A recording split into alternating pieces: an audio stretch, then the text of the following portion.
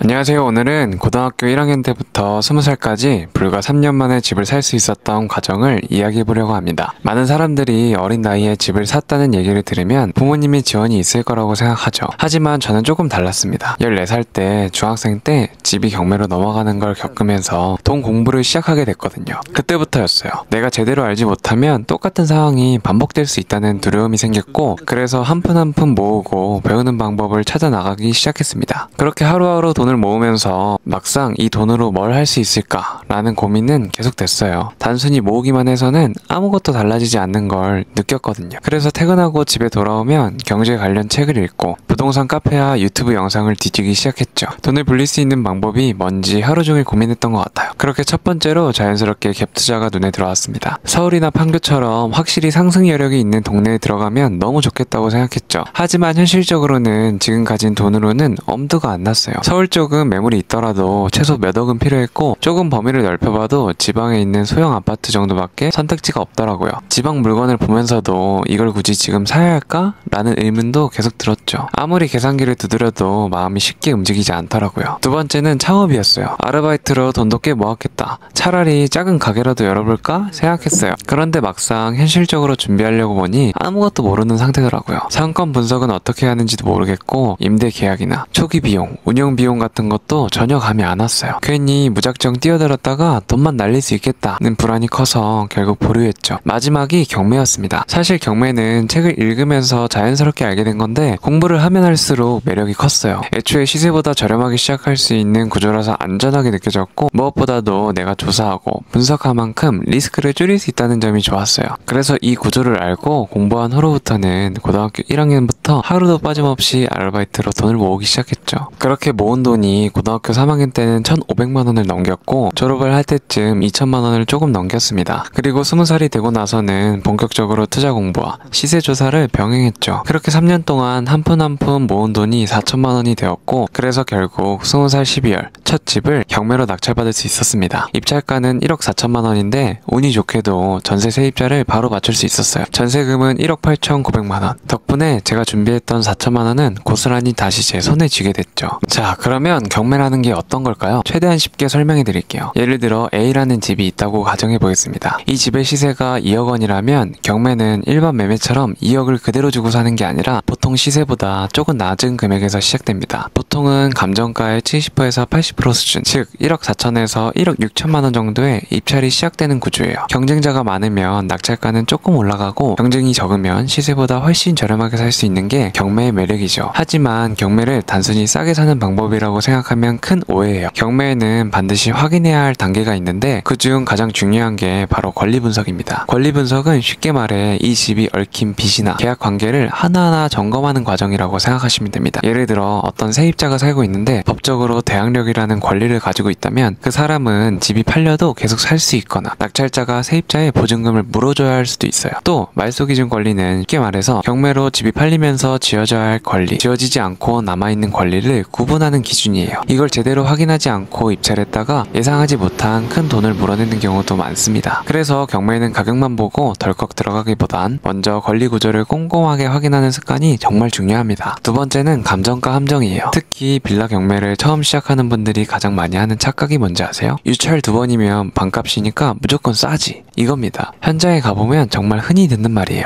하지만 이 생각 정말 위험합니다. 빌라는 아파트와 구조가 다르고 거래량도 적기 때문에 감정가와 실제 시세의 차이가 훨씬 클 때가 많거든요. 제가 공부할 때 직접 겪었던 사례로 설명해 드릴게요. 인천 서구의 오래된 다세대 빌라였어요. 감정가는 1억 8천만 원이었고 두 번 유찰돼서 9천만 원까지 떨어진 상태였습니다. 사람들 반응은 똑같았죠. 야, 반값이면 무조건 사야지. 현장의 분위기가 과열돼 있었어요. 하지만 저는 서둘러 입찰하지 않고 먼저 발품을 팔았습니다. 현장에 가보니 문제점이 한두 개가 아니더라고요. 첫째, 입지가 너무 안 좋았습니다. 지하철역까지 도보로 15분이 넘었고 주변에 편의시설도 거의 없었어요. 바로 앞에는 폐공장이 있어서 평일 낮에는 소음과 먼지가 심했고요. 둘째, 건물 상태도 심각했습니다. 외벽은 갈라져 있고 계단엔 곰팡이가 가득, 배관은 녹슬어서 물이 계속 떨어지고 있었습니다. 내부 역시 곰팡이 냄새가 심했고 이런 수리비만 최소 700만 원 이상은 들 것 같았습니다. 자, 이제 계산을 해보겠습니다. 감정가는 1억 8천만 원이지만 두 번 유찰돼서 9천만 원이라고 내려갔다고 해도 현장 조사 결과 실제 거래가는 1억 1천만 원 수준이었습니다. 여기에 수리비 700만 원, 배관 공사비 300만 300만원, 그리고 인수해야 하는 세입자 보증금 1000만원까지 합치면 추가 비용만 2천만원이 들죠. 여기에 취득세, 중개보수, 명도비용까지 더하면 9천만원의 입찰에도 남는 게 아예 없습니다. 이 과정을 겪어보면 단순히 싸게 사서 비싸게 판다는 공식만으로는 부족하다는 걸 절실히 느끼게 됩니다. 경매는 현장 확인과 꼼꼼한 비용 계산이 필수라는 점 꼭 기억하셔야 합니다. 그래서 공부가 필요하다고 말씀을 드리는 거예요. 그래, 좋은 건 알겠어. 그럼 공부는 어떻게 시작해야 해? 라고 물으신다면 저는 송 사무장님의 부동산 경매 기술과 설마 안정일 선생님의 경매 교과서를 먼저 읽어보라고 권장드립니다. 일반 서점에서는 판매하지 않지만 알라딘에서는 쉽게 구할 수 있었고 가격 부담도 저렴해서 입문용으로 딱 좋아요. 송 사무장님의 책은 실무 중심으로 풀어져 있어서 초보자인 제가 경매 현장에서 어떻게 움직여야 하는지 감을 잡는 데 큰 도움이 됐어요. 현장 임장, 체크리스트,